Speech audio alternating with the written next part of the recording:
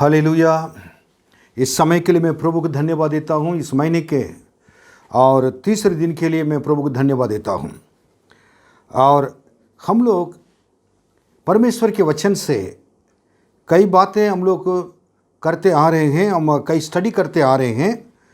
मैंने यही था कि जो विश्वास योग्य मनुष्य हैं वो परिपूर्ण आशीष परमेश्वर से पाएगा।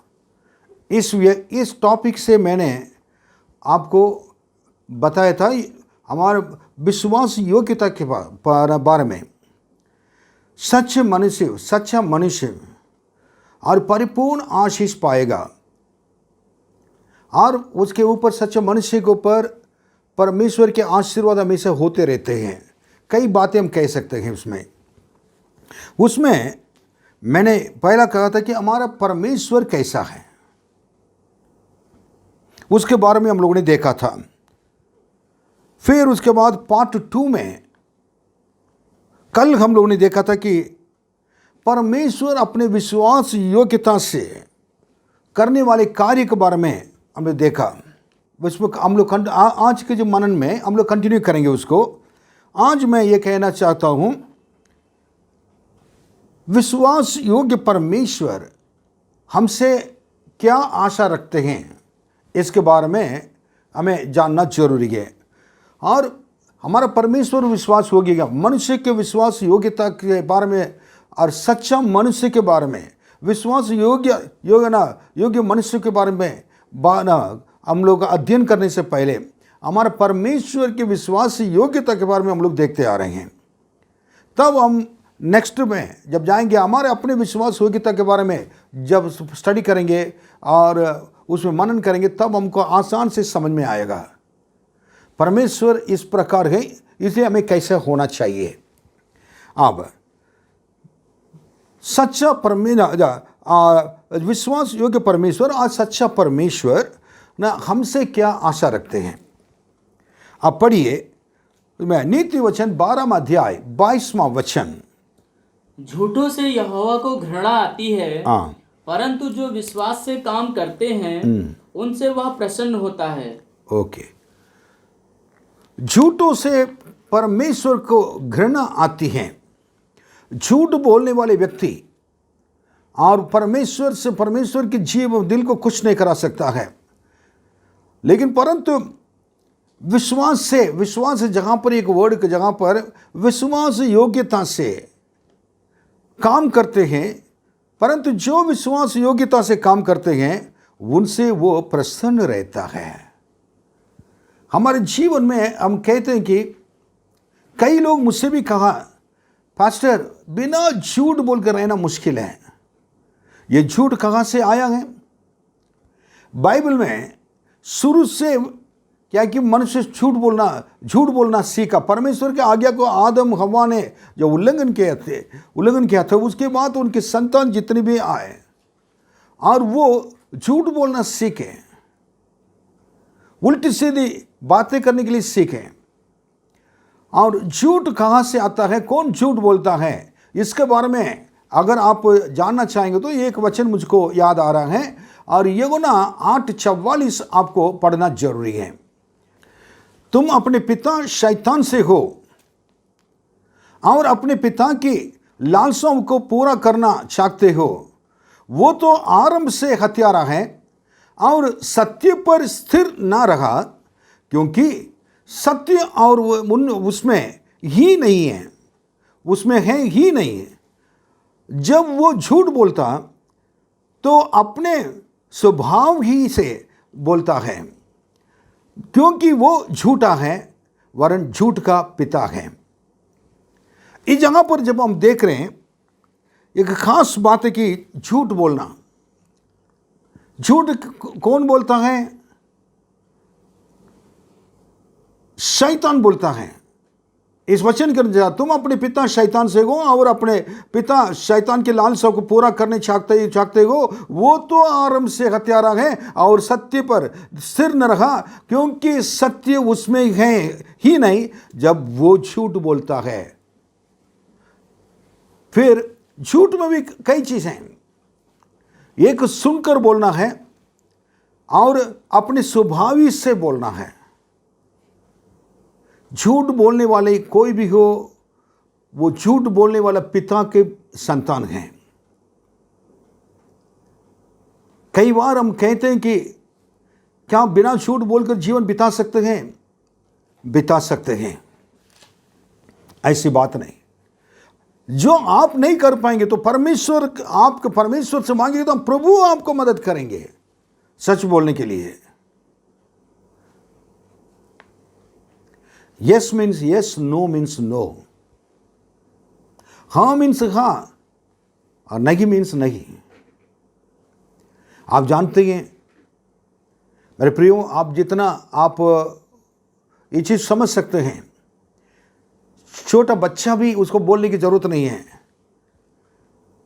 मैंने बच्चे से बात कर रहा था, उस समय उसका मम्मी जैसे अबाउट 4 साल 4.5 साल का बच्चा था। मम्मी ने फ़ोन किया था उस समय उस बच्चे से, और वो कह रहे थे तुम कहाँ हो। वो बच्चा तो घर पे था, मुझसे बात कर रहा था। वो कह रहा कि मम्मी मैं रास्ता पे हूँ। इसको झूठ बोलने के लिए किसने सिखाया? जो मेरा एक मित्र था, वो मेरे कार ड्राइव कर रहा था। कार ड्राइव करके जाने के समय मैं लखनऊ के अंदर ही जा रहा था। वो हिंदू था, मतलब अन्य जाति में है, और जगह पर हिंदू मुस्लिम क्रिश्चियन मैं इसके कहने के लिए नहीं कह रहा हूँ, वो यीशु को नहीं जानता था, बस इतना मैं कहूँगा। अब क्या ये फ़ोन पे बात कर रहा था, कोई उनका दोस्त ने फ़ोन किया था कि तुम कहाँ हो? मैं अभी सीतापुर में हूँ, बट मेरे साथ लखनऊ में था, फिर मैं सीतापुर में हूँ। दूसरी बार मैं इधर से मलियाबाद जा रहा था, एक फ़ोन है, कहाँ है? इस समय मैं कानपुर के आगे हूँ। ये झूठ इंसान के अंदर स्वाभाविक से आ जाता है, स्वभाव से निकाल कर बोलते हैं, उनका डर नहीं है। बाइबल में लिखा है कौन नरक जाएगा? झूठ बोलने वाले भी नरक जाएंगे। प्रभु से कहें, प्रभु जी मुझे इस झूठ से बचा कर रखें। छोटी बातों को बड़ी बड़ी बातें कहकर गवाही में बताना है, बड़े बड़े ये कर ना दिखाना है। जो चीज़ है वैसे ही बताइए, गवाही भी जो चीज़ है उसी तरह होना चाहिए। बड़े बड़े बातें करने के लिए ज़रूरत नहीं है। लोग आपको गलत समझ ले तो कोई बात नहीं है, परमेश्वर के सामने तो आप सच्चा मनुष्य हैं। ये चीज़ याद होना चाहिए। ओके, परमेश्वर के लिए और क्या पसंद नहीं है? परमेश्वर को मैंने अभी बताया था कि झूठ बोलने वाले परमेश्वर के लिए घृणित लोग हैं, और सच्चे मार्ग में चलने वाले लोग से परमेश्वर प्रसन्न रखते हैं। और दूसरा, यिर्मयाह की किताब 18वां अध्याय 19वां वचन पढ़ेंगे, 9वां वचन पढ़ेंगे। और मेरी विधियों पर चलता और मेरे नियमों को मानता हुआ वह सच्चाई से काम किया हो, ऐसा मनुष्य धर्मी है, वह निश्चय जीवित रहेगा। प्रभु यहोवा की यही वाणी है। यिर्मयाह की किताब 18वां अध्याय 9वां वचन में वेरी डायरेक्ट बातें लिखा हुआ है। मेरे विधियों पर अगर वो कोई चलता हो, राइट, और मेरे नियमों के मानता हो, वो भी सही है, और उसके बाद सच्चाई से काम किया हो, वो भी बहुत सही है। ऐसा मनुष्य धर्मी है। ये धर्मी, ये भी मान लिया। उसमें लिखा है वो निश्चय जीवित रहेगा। प्रभु यहोवा की वाणी है। अब देखिए, परमेश्वर जिससे पसंद करते हैं, परमेश्वर के धर्म के न्याय को और पालन करते हुए, परमेश्वर के आज्ञा को पालन करते हुए, परमेश्वर के मार्ग में जो चलता है, वो व्यक्ति निश्चय क्या है? जीवित रहेगा। निश्चय क्या है? वो जीवित रहेगा। परमेश्वर उसके जीवन को बढ़ाएंगे, और he will prosper in all things। वो हर चीज में उन्नति पाएगा। और ये परमेश्वर के क्या है कि वाणी है। आप जीना चाहते हैं, परमेश्वर के आज्ञा के अनुसार चलना है, परमेश्वर के नियमों को पालन करना है, विश्वास योग्यता को परमेश्वर के सामने दिखाना है। अब भजन संहिता 18:23 भी थोड़ा देख लें। मैं उसके सम्मुख सिद्ध बना रहा और अधर्म से अपने को बचाए रहा।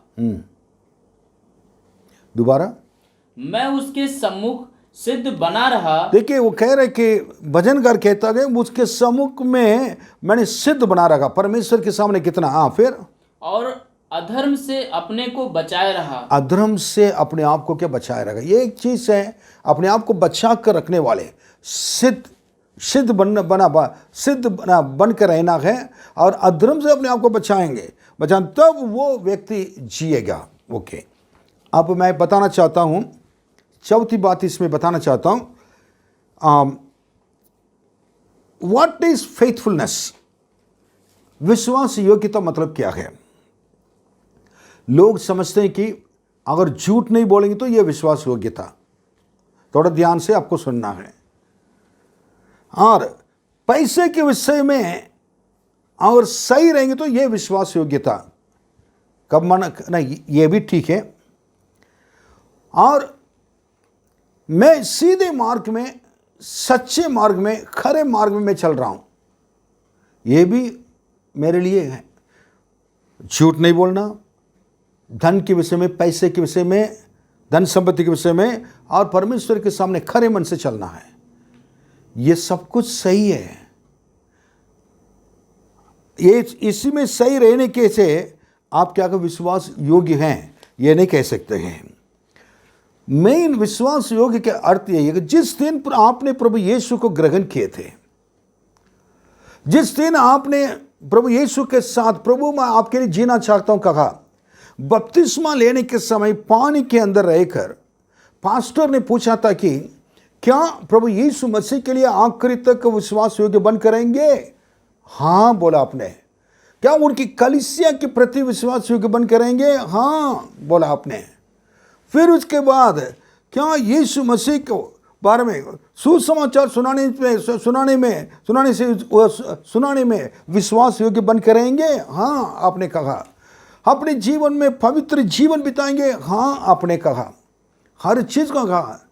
अपने सेवकाई में और समय देने में, प्रभु के दूसरे आगमन के लिए इंतजार करने में, लोगों को तैयार करने में, और कलीसिया में वफादारी से रहने में वे उसमें विश्वास योग्य बन करेंगे, सच्चा मनुष्य बन करेंगे। जब पास्टर ने पूछा था आपने कहा हाँ कहा। अब इस जगह पर उस वाचा जो आपने बांधा परमेश्वर के साथ, आपने जो कुछ बोला परमेश्वर ने सुनने के बाद, परमेश्वर ने सुना। उसके बाद पास्टर ने कहा बपतिस्मा देने के समय, प्रभु जी आपने इस बातों को सुना, इन बातों को सुनकर आपके बेटे के साथ वाचा बांधी है, वो भी आपके पास वाचा बांध रहे हैं। आज के बाद ये आपका बेटा है, आपका संतान है, इनको आखिरी तक संभालना आपके काम है। कहकर पिता पुत्र पवित्र आत्मा के नाम से मैं तुम्हें बपतिस्मा देता हूं, दे दिया। आप पानी से निकल कर आए। दूसरा कुरिन्थियों 5:17 के अनुसार यदि कोई प्रभु यीशु मसीह में है, नई सृष्टि है, पुराने बातें बीत गई और सब नई बन गई। अब नई सृष्टि बनकर चले। जब प्रभु शुरू में आपके संग रहकर आशीष चलने लगे, आप प्रभु बाइबल पढ़ना, प्रार्थना करना, सब कुछ, फिर आशीष जो आपके जीवन में आते आते प्रभु ने आपको ऊंचे स्थान में उठाए, उस समय आप धीरे परमेश्वर से दूर होने शुरू किए, क्योंकि आपके पास समय नहीं है। आपके पास धन आ गया है, नौकरी आ गया है और आशीष आ गया है। इसलिए जिस परमेश्वर ने दिया था आपको, उनके लिए समय नहीं है, उनकी कलीसिया के लिए समय नहीं है, उनके साथ रहने के लिए समय नहीं है। ये वाचा कहां चले गए? परमेश्वर के साथ जो बांधा था वो वाचा कहां गया? अब आपने क्या बोला था? प्रभु दुखित होंगे, प्रभु इतना दुखित होंगे, कारण आपके हृदय परमेश्वर से नहीं है, परमेश्वर के पास नहीं है, परमेश्वर के साथ नहीं है। इसलिए परमेश्वर क्या कह रहे हैं इस वचन को सुनिए। हम भजन संगीता 78 78 37 37वां वचन पढ़ेंगे। क्योंकि उनका हृदय उसकी ओर दृढ़ न था, न वे उसकी वाचा के विषय सच्चे थे। क्योंकि उनका हृदय परमेश्वर की ओर से दृढ़ नहीं था। परमेश्वर उसकी की जगह पर सब डाल दीजिए, कलीसिया, परमेश्वर और परमेश्वर की जितनी बातें हैं, परमेश्वर के कार्य में एक विश्वास योग्य नहीं। कौन विश्वास योग्य बन के रह सकता है? वो विश्वास योग्य, जो वही व्यक्ति विश्वास योग्य बन के रह सकता है जो दृढ़ता से प्रभु के नाम, प्रभु के आंगन खेत में, मतलब अर्थात प्रभु की कलीसिया में रोपे जाकर लगा हुआ एक पौधे की तरह, बढ़ने वाला एक पेड़ के समान जो रहता है, वही दृढ़ ना मनुष्य है। और बाइबल कहते हैं, परमेश्वर कहते हैं कि उसका हृदय उसके और दृढ़ नहीं रहा, परमेश्वर का और दृढ़ नहीं रहा। इसीलिए ना वे उसकी वाचा के विषय सच्चे थे, ना जो वाचा बांधे थे उस समय उसके विषय में सच्चे थे। आज परमेश्वर आपसे बातें कर रहे हैं। प्रभु यीशु आने के समय इस वाचा को याद करेंगे।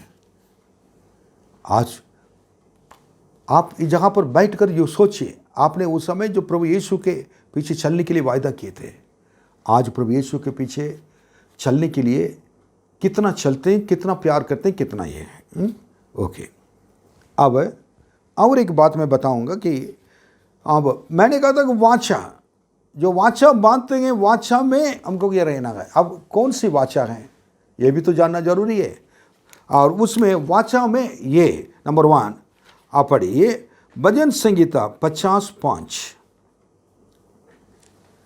मेरे भक्तों को मेरे पास इकट्ठा करो, मेरे भक्तों को मेरे पास इकट्ठा करो, जिन्होंने बलिदान चढ़ाकर मुझसे वाचा बांधी है। जिन्होंने बलिदान चढ़ाकर क्या है कि और क्या ना वाचा मुझसे बांधा है।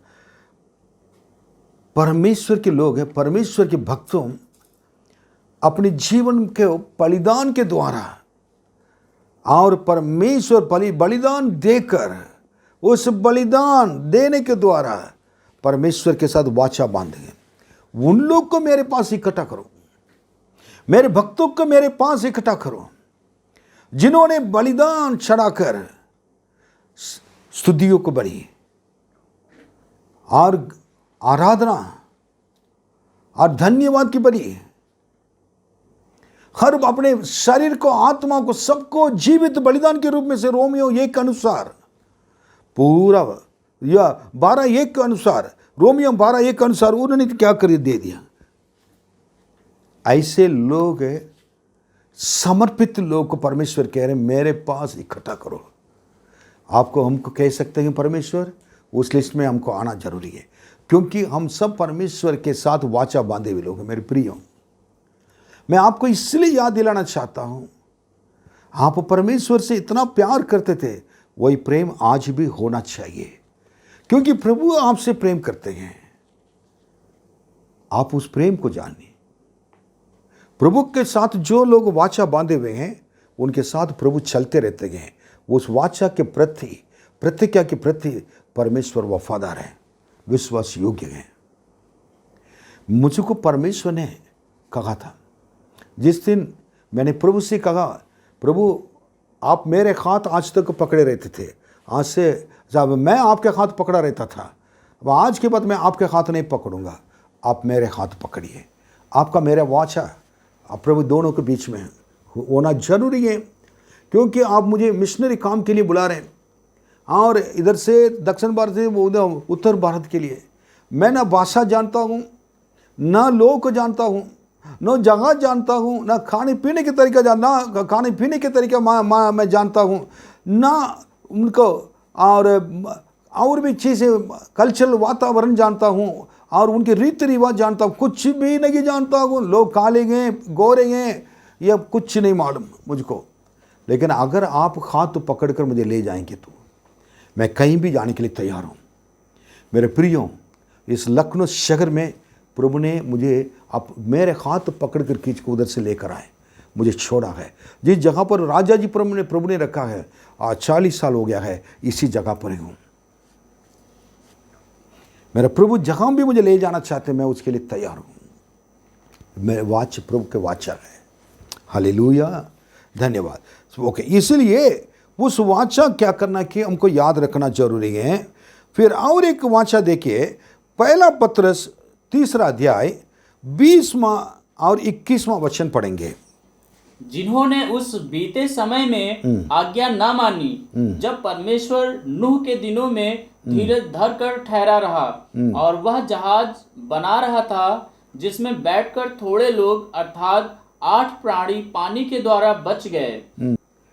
शुद्ध विवेक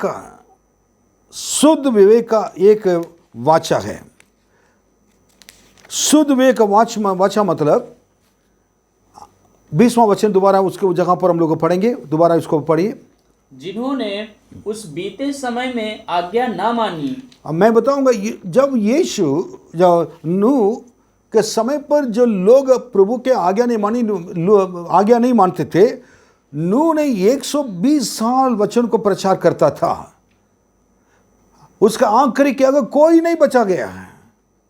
लोग नहीं माने, यीशु को, परमेश्वर को इनकार कर दिया उनकी बातों को। केवल अपने परिवार में 8 लोग थे, उनको बचाकर वो प्रवेश कर लिया उस कश्ती के अंदर, उस जहाज के अंदर। परमेश्वर ने 8 लोगों को बचाया। ये लोग जल प्रलय में मर गए थे। सो उनके आत्माओं को लिए वो गया था कौन, यीशु मसीह जाकर उस समय ना, नूह के समय में जो हुआ गए लोग करके पाताल में चले गए थे, उन लोग के लिए जाकर ना उसको प्रचार करते थे और प्रचार करते थे। उसको ये क्या कह रहे हैं कि और 8 लोग तो विश्वास योग्यता के साथ रहने की वजह से परमेश्वर ने उनको बचाया। अब उसमें 21वां वचन देखिए। उसी पानी का दृष्टांत भी अर्थात बपतिस्मा यीशु मसीह के जी उठने के द्वारा अब तुम्हें बचाता है। पढ़िए। इससे शरीर के मैल को दूर करने का अर्थ नहीं, परंतु शुद्ध विवेक से परमेश्वर के वश में हो जाने का अर्थ है। इसका मतलब वाचा और 2 और उससे अधिक लोग जो भी हो, और उन लोग क्या करते हैं, जो भी बात करते हैं, वाचा बांधते हैं लिखित रूप में से और कोई भी रूप में से वो मांगते करते हैं, और वो चीज़ क्या है, माना जाता है। परमेश्वर का और नूह के परिवार के साथ एक वाचा बांधा था। उस वाचा के अनुसार परमेश्वर ने क्या था कि नूह को, उनके परिवार को बचा लिया है। पानी 40 दिन 40 रात उन्हें पानी में रखे। ये बपतिस्मा का एक सबसे बड़ी बात है कि ये है। अब देखिए, उन लोग अंदर जो उसके अंदर रहकर यीशु मसीह का ना जहाज के अंदर रहकर बचे गए थे। अब ये वाचा की वजह से परमेश्वर आखिरी तक उनके लिए वफादार बनकर रखे। अब मैं ये बताना चाहता कि परमेश्वर ने आज भी हमसे वाचा बांधने के लिए चाहते हैं। अगर परमेश्वर से आपने वाचा बांध लिया है, आपके जीवन को समर्पित कर लिया है, और उसके बाद क्या शुद्ध विवेक का एक वाचा अगर बांध लिया है, प्रभु आपके साथ रहकर आपके जीवन के अंत तक आपको नहीं छोड़ेंगे। इसलिए ऐसे बलि के द्वारा बलि चढ़ाकर और मेरे साथ वाचा बांधे हुए मेरे पवित्र लोग को क्या करो, संत लोग को मेरे पास क्या गए आकर आने के लिए ना मना ना करो, उनको इकट्ठा करो। ओके, अब और एक बात बताएंगे वाचा के मतलब ये कि विश्वास विवाह के जीवन में होता है। विवाह के जीवन में पति पत्नी जो बोलते हैं और वो जो बांधते हैं परमेश्वर के सामने, वो वाचा जीवन के अंत तक रहता है। इसी के वजह वाचा बांधने की वजह से उनके जीवन में शांति, आनंद, खुशियाँ और क्या है कि हर चीज़ आता रहता है। अगर इसमें अगर इस वाचा में विश्वास योग्य नहीं होता, विश्वास योग्य नहीं रहते हैं और विश्वास योग्यता नहीं दिखाई देता है, धन परेशानी, कष्ट, मुसीबत दोनों सब आ जाता है। अगर आपने वाचा प्रभु से बांधा हो, अगर आप करी तक क्या कहें उस वाचा में बने रहेंगे तो आपके जीवन पूरा आनंद, खुशियाँ और सारे आशीष से भरा हुआ परिवार आपके जीवन बना रहेगा आपका। लेकिन अगर प्रभु के प्रति विश्वास योग्यता नहीं दिखा पाते हैं और नहीं दिखाते हैं और आप प्रभु से वाचा बांध कर उसके बाद उस वाचा से दूर चले गए थे और अगर दूर चले जाएंगे तो उसके बाद क्या है कि आपके लिए परमेश्वर कुछ भी करने के लिए तैयार नहीं रहेंगे। परमेश्वर की जिम्मेदारी नहीं है। हम प्रभु के साथ जो वाचा बांधे थे उसको तोड़ना नहीं चाहिए। Praise the Lord. फिर उसके बाद आत्मिक जीवन में बलि के द्वारा और विवाह के जीवन के बारे में बताया। और आत्मिक जीवन को भी मैं बताऊंगा कि हम लोग सब प्रभु यीशु वापस आने वाले हैं, वो दुल्हा है, उसको दुल्हा एक नाम देकर दर्शाया जाएगा। इसमें एक उदाहरण के लिए कलीसिया दुल्हन के समान कहा गया है। एक स्त्री जैसे कि पवित्रता के साथ दुल्हा आने के लिए, उनसे विवाह करने के लिए तैयार रहती हैं, वैसे उनको क्या था कि परमेश्वर ने हमको जिस दिन प्रभु ने बचाया है, जिस दिन हम बपतिस्मा लिए थे, जिस दिन हम कलीसिया के अंदर आ गए थे, परमेश्वर ने हमारे साथ एक वाचा बांध लिया है, एक एंगेजमेंट कर लिया है। उस एंगेजमेंट वाचा क्या है कि मैं तुमको लेने के लिए वापस आऊंगा, उस समय तक तुमको पवित्र रहना का, मेरे वाचा को तोड़ना नहीं है। आपको उद्धार कहाँ है अभी हैं? आपके पवित्र जीवन कहाँ है? क्या आपके जीवन को देखकर प्रभु मेरे जीवन को देखकर खुश हो पाएंगे? आज खुश होकर कह पाएंगे मेरे बेटा चार्ल्स, मेरे बेटी, मेरे बेटा और सारे सबका नाम लेकर प्रभु कह पाएंगे? हम लोग सारे कलीसिया, हमारे परमेश्वर की कलीसिया के लोग हैं। उस अनंत काल विवाह के लिए दुल्हा आ रहा है, अपने दुल्हन को ले जाने के लिए स्वर्ग राज्य में उनके साथ रहने के लिए हम लोग ने एक वाचा बांधे हुए लोग हैं प्रभु के साथ। उसके लिए हमको तैयार रहना जरूरी है।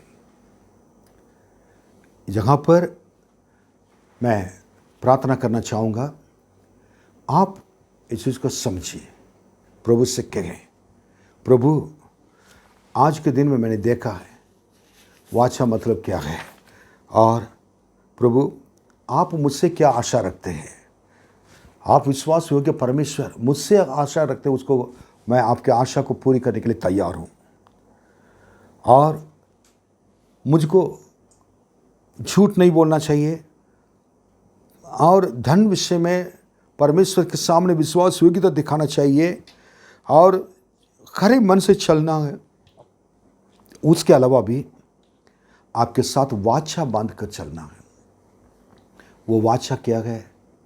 बलिदान के द्वारा बलि चढ़ाकर लोग कुर्बानी के द्वारा प्रभु यीशु के महिमा करते हैं। ऐसे पवित्र लोगों को नाम इकट्ठा करो। अगर हम जितने लोग प्रभु के साथ वाचा बांधेंगे, एक दिन प्रभु इकट्ठा करेगा। पारिवारिक जीवन में, पति पत्नी के जीवन में जो वाचा है, मैंने कहा आखिरी तक उसको उसमें वफादार रहना परमेश्वर से कहें। उसके बाद आत्मिक जीवन में हम प्रभु के लिए अपने हमारे जीवन के अंत तक प्रभु यीशु जब तक उनका इस पृथ्वी पर आना ना हो, उसके लिए हम तैयार रहेंगे। यीशु के आने के लिए इंतज़ार करेंगे, क्योंकि यीशु के साथ मेरे वाचा है, ये एंगेजमेंट है। और यीशु आएंगे, मुझे ले जाएंगे और स्वर्ग राज्य में रहेंगे। इस पृथ्वी पर इसे निश्चिंता के साथ हमको जीना जरूरी है। आइए प्रार्थना करेंगे। प्रभु महान परमेश्वर, आपके बच्चों को आपके हाथों में सौंपते हैं। अनुग्रह कर आपके नाम की स्तुति हो। ये सच्चाई को आप हमें बताते जा रहे हैं, धन्यवाद। यीशु के नाम में मांगते हैं, आमीन। तो कल हम लोग इसको कंटिन्यू करेंगे, इस वचन को, और भी इंटरेस्टिंग सब्जेक्ट्स हैं और उसको भी हम लोग को देखते जाना है। इसलिए विश्वास के साथ एक दिन हम आप बने रहें। और मेन बात है कि आप हर दिन प्रार्थना करें। आपको अभी सब लॉकडाउन खुलने की वजह से है, कई लोग को 10 to 11, 10 से 11 बजे तक प्रार्थना करना मुश्किल होगा, लेकिन आप जब शाम को आते हैं समय निकाल कर प्रार्थना करें। इस समय कठिन समय है, सबके पास परेशानियां हैं, और जितना मैं इधर उधर जा सकता हूं जा रहा हूं, लेकिन मुझे भी रोक दिया गया कि कई जगह पर जाना नहीं है, सावधान से रहने के लिए। बट उसको भी मैं पार कर मैं चलता रहता हूं, क्योंकि आप लोग से प्रेम करता हूं, आपसे मिलने के लिए बहुत मन लगता है। बट कुछ कारण की वजह से, ये कोरोना की वजह से इधर उधर जाकर मिलना इस समय उचित नहीं है। इसका मतलब पास्टर नहीं चाहते हैं आने के लिए, ये नहीं है। मैं आने के लिए चाहता हूँ, मैं आपसे प्रेम प्रार्थना करने के लिए चाहता हूँ, अपने कलीसिया के लोगों के लिए मैं सब कह रहा हूँ। और जल्दी परमेश्वर रास्ता खोलेंगे, हमारी प्रार्थना इस लॉकडाउन ख़त्म हो जाए और सब लोग इकट्ठे होकर परमेश्वर की महिमा करें। एक बात आपको धन्यवाद देना, दक्षिण भारत में परमेश्वर ने लॉकडाउन खुलवा दिया है, उधर आराधना शुरू हो गया दक्षिण भारत में। धन्यवाद, उधर के लोग वफादारी से प्रार्थना करते हैं, उपवास उपवास उपवास कर उपवास के द्वारा सबको, वो फर्स्ट स्टेट सबको तोड़ दिया, सारे चीज़ को टूट गया है और वो लॉकडाउन खुल गया है, अब आराधना कर सकते हैं। ऐसे सीखना हमें भी, हम लोग भी उपवास करके प्रार्थना करें, विश्वास योग्यता से प्रार्थना करें, विश्वास के साथ प्रार्थना करें। प्रभु हमारा परमेश्वर आशीष देगा आपको। आपके लिए प्रतिदिन मैं घुटने पर रहता हूँ, प्रार्थना करता हूँ। हाँ, प्रतिदिन आंसुओं के साथ मैं आपके लिए प्रार्थना कर रहा हूँ। यकीन तरह परमेश्वर के सामने मैं कह रहा हूँ इस चीज़ को। आप लोग अपने हाथों में रखकर, रोज मैं कमरे के अंदर बैठकर रो रहा हूँ प्रभु के सामने। मेरे आंसुओं का परमेश्वर के सामने गवाही है। मेरे प्रियो, निराश मत होना, मेरे भाई बहन निराश मत होना, मेरे माता पिता निराश मत होना, मेरे जवान बेटे बेटियां निराश मत होना। प्रभु आपके साथ है, आपके संग है। प्रभु जरूर आपके जीवन में बड़े कार्य करेगा, आपके सारे जरूरतों को पूरा करेगा। धन्यवाद, आमीन। सब